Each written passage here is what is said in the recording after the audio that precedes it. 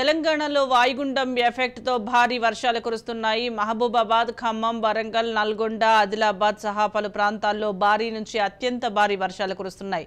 దీంతో వరద పోటెత్తుతోంది. రోడ్లు, లోతట్టు ప్రాంతాలన్నీ జలమయమయ్యాయి. ఎక్కడ చూసినా వరద నీరే కనిపిస్తోంది. ఈ తరుణంలో మరో 24 గంటల పాటు భారీ నుంచి అతి భారీ వర్షాలు కురుస్తాయని వాతావరణ శాఖ హెచ్చరించింది. వర్షాలపై సీఎం రేవంత్ రెడ్డి అత్యవసర సమీక్ష నిర్వహించారు. మంత్రులు బట్టి విక్రమార్క, ఉత్తమ్ కుమార్ రెడ్డి, పొంగులేటి శ్రీనివాస్ రెడ్డి, తుమ్మల నాగేశ్వరరావు, దామోదర్ రాజ్ నరసింహ, జూపల్లి కృష్ణారావుతో పాటు అధికారులతో సీఎం రేవంత్ టెలికాన్ఫరెన్స్ నిర్వహించారు. సీఎస్, డీజీపీ సహా ఉన్నతాధికారులందరూ అప్రమత్తంగా ఉండాలని సీఎం రేవంత్ ఆదేశించారు. అధికారులు క్షేత్రస్థాయిలో పర్యటించాలని సూచించారు. ఎప్పటికప్పుడు సమాచారాన్ని సీఎంఓకు పంపాలని, వరద ప్రాంతాల్లో తక్షణ సహాయ చర్యలు చేపట్టాలని సూచించారు. లోతట్టు ప్రాంతాల ప్రజలు అప్రమత్తంగా ఉండాలన్నారు. అత్యవసరమైతే తప్ప ప్రజలు బయటకు రావద్దంటూ సీఎం రేవంత్ రెడ్డి సూచించారు. ఏ అవసరం ఉన్నా అధికారులకు ఫోన్లో సమాచారం ఇవ్వాలని, ప్రజాప్రతినిధులు, కాంగ్రెస్ కార్యకర్తలు వరద సహాయక చర్యల్లో పాల్గొనాలని సీఎం రేవంత్ రెడ్డి పిలుపునిచ్చారు. వర్షాలపై సీఎం రేవంత్ రెడ్డి అత్యవసర సమీక్ష నిర్వహించారు. మంత్రులు బట్టి విక్రమార్క, ఉత్తమ్ కుమార్ రెడ్డి, పొంగులేటి శ్రీనివాస్ రెడ్డి, తుమ్మల నాగేశ్వరరావు, దామోదర రాజ్ నరసింహ, జూపల్లి కృష్ణారావుతో పాటు అధికారులతో సీఎం రేవంత్ టెలికాన్ఫరెన్స్ నిర్వహించారు. సీఎస్, డీజీపీ సహా ఉన్నతాధికారులందరూ అప్రమత్తంగా ఉండాలని సీఎం రేవంత్ ఆదేశించారు. అధికారులు క్షేత్రస్థాయిలో పర్యటించాలని సూచించారు. ఎప్పటికప్పుడు సమాచారాన్ని సీఎంఓకు పంపాలని, వరద ప్రాంతాల్లో తక్షణ సహాయక చర్యలు చేపట్టాలని సూచించారు. లోతట్టు ప్రాంతాల ప్రజలు అప్రమత్తంగా ఉండాలన్నారు. అత్యవసరమైతే తప్ప ప్రజలు బయటకు రావద్దంటూ సీఎం రేవంత్ రెడ్డి సూచించారు. ఏ అవసరం ఉన్నా అధికారులకు ఫోన్లో సమాచారం ఇవ్వాలన్నారు. ప్రజాప్రతినిధులు, కాంగ్రెస్ కార్యకర్తలు వరద సహాయక చర్యల్లో పాల్గొనాలని సీఎం రేవంత్ రెడ్డి పిలుపునిచ్చారు. సికింద్రాబాద్ కంటోన్మెంట్ ప్రాంతాల్లో ఎడతెరిపి లేకుండా కురుస్తున్న వర్షానికి పలు ప్రాంతాలు అస్తవ్యస్తంగా మారాయి. పలు చోట్ల చెట్లు విరిగిపడ్డాయి. సికింద్రాబాద్ అడ్డగుట్టలో భారీ వృక్షం విరిగిపడడంతో త్రుటిలో ప్రమాదం తప్పింది. 2 కార్లపై వృక్షం విరిగిపడింది.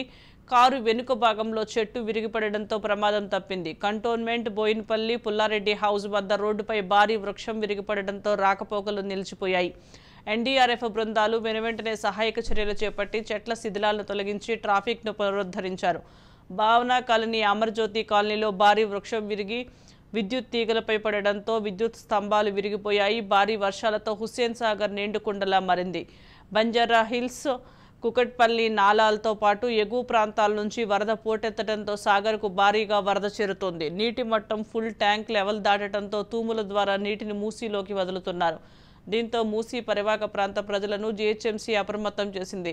Hussain Sagar full tank level 513.41 మీటర్లు కాగా ప్రస్తుతం 513.43 మీటర్లుగా ఉంది.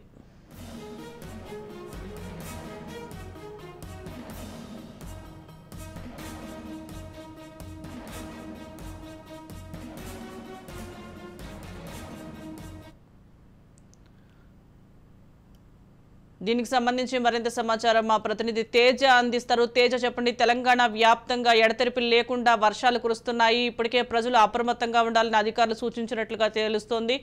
ఎటువంటి ఏర్పాట్లు జరుగుతున్నాయంటారు? సుజాత, మొత్తంగా తెలంగాణ రాష్ట్ర వ్యాప్తంగా అయితే మాత్రం విస్తారంగా వర్షాలు కురుస్తున్నాయనేది మనం చెప్పాలి. ప్రత్యేకించి ఇటు హైదరాబాద్ లో కావచ్చు, తెలంగాణ రాష్ట్ర వ్యాప్తంగా అన్ని జిల్లాల్లో కూడా విస్తారంగా వర్షాలు కురుస్తున్నట్టుగానే చెప్పాలి. ఇప్పటికే వాతావరణ శాఖ హెచ్చరిక జారీ చేసినట్టుగా కూడా మరి 24 గంటల్లో అత్యంత భారీ వర్షాలు కూడా పడేటువంటి అవకాశం ఉందన్నట్టుగా కూడా హైదరాబాద్ వాతావరణ శాఖ తెలిపినట్లుగానే చెప్పాలి. ఎందుకంటే బంగాళాఖాతంలో ఏర్పడినటువంటి అల్పపీడనం అనేటువంటిది బలపడుతుంది. అది తీవ్ర వాయుగుండంగా మారుతున్నటువంటి నేపథ్యంలో భారీ నుంచి అతి భారీ వర్షాలే కాకుండా అత్యంత భారీ వర్షాలు కూడా ఉంటాయనేటువంటి స్థాయిలో కూడా హైదరాబాద్ వాతావరణ శాఖ హెచ్చరిక జారీ చేసినట్లుగానే చెప్పాలి. అయితే ఒకసారి హైదరాబాద్ పరిస్థితి చూస్తే మాత్రం, అంటే నిన్న ఉదయం నుంచి కూడా ఎడతెరిపి లేకుండా కురుస్తున్నటువంటి వర్షానికి అయితే మాత్రం నగర వీధులన్నీ కూడా జలమయమైనటువంటి పరిస్థితి కనిపిస్తుంది. మొత్తంగా ఎక్కడ చూసినా గానీ రోడ్లు కావచ్చు, రోడ్లన్నీ కూడా చెరువులు తలపిస్తున్నట్లుగా కూడా వరద నీరు ఆ ప్రవాహంగా రోడ్లపైన నిలుస్తున్నటువంటి పరిస్థితి. జిహెచ్ఎంసీ అధికారులు అయితే మాత్రం ఎప్పటికప్పుడు అక్కడ ఉన్నటువంటి నీరు నిలిచేటువంటి ప్రాంతాలను ప్రత్యేకించి ఫోకస్ చేయడమే కాకుండా అక్కడ నీరు నిలవకుండా వాహన రాకపోకలకు ఏ విధమైనటువంటి అంతరాయం లేకుండా, ట్రాఫిక్ అంతరాయం లేకుండా అయితే సహాయక చర్యలు చేపడుతున్నటువంటి పరిస్థితి ఉంది. ఇక హైడ్రా కమిషనర్ రంగనాథ్ కూడా ఇప్పటికే మొత్తంగా అన్ని ఎక్కడెక్కడైతే చెరువులు, నాలాలు, కుంటలు ఇలాంటి ప్రాంతాలన్నింటినీ కూడా పరిశీలించారు. కొన్ని లోతట్టు ప్రాంతాలను కూడా పరిశీలించడం జరిగింది. ఇంకా ప్రత్యేకించి చెప్పాలంటే మాత్రం అంటే ఇటు సికింద్రాబాద్ కంటోన్మెంట్ ప్రాంతాల్లో కొంత మరింత ఈ వర్షం అనేటువంటిది మరింత బీభత్సాన్ని సృష్టిస్తుంది అన్నట్లుగానే చెప్పాలి. ఎందుకంటే ఎడతెరిపి లేకుండా కురుస్తున్నటువంటి వర్షానికి అక్కడ ఉన్నటువంటి జనజీవనం అంతా కూడా స్తంభించేటువంటి పరిస్థితి ఏర్పడింది. కొన్ని చోట్ల చెట్లు విరిగి పడటంతో పాటు అక్కడ తీవ్ర విద్యుత్ అంతరాయం కూడా కలిగినటువంటి పరిస్థితి కనపడింది.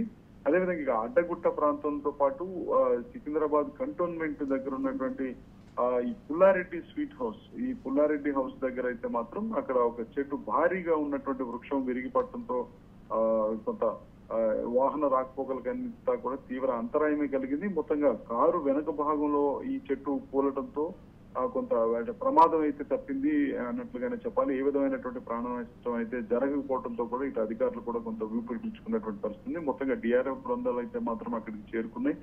వెంటనే అక్కడ ఉన్నటువంటి ఆ చెట్టుని తొలగించేటువంటి ప్రయత్నం చేసి ట్రాఫిక్ ని క్లియర్ చేసేటువంటి పరిస్థితి చేస్తున్నారు. మొత్తంగా ఇంకా ప్రధానంగా చూస్తే మాత్రం అంటే ఇటు Hussain Sagar full tank level 513.41 మీటర్లు ఉంటే ప్రస్తుతం ఆ ఫ్లో అనేటువంటిది 513.43 మీటర్లుగా ఉంది. అంటే ఒక 2 మీటర్ల వరకు కూడా పెరిగినటువంటి పరిస్థితి కనిపిస్తుంది. మొత్తంగా ఎగువ ప్రాంతాల నుంచి వచ్చేటువంటి వర్షంతో ఇటు సాగర్ అంతా కూడా పూర్తిగా జలమయమైనటువంటి పరిస్థితి కనపడుతుంది. మొత్తంగా ఫుల్ ట్యాంక్ లెవెల్ దాటిపోయినటువంటి నేపథ్యంలో అధికారులు అయితే అప్రమత్తంగా ఉన్నారు.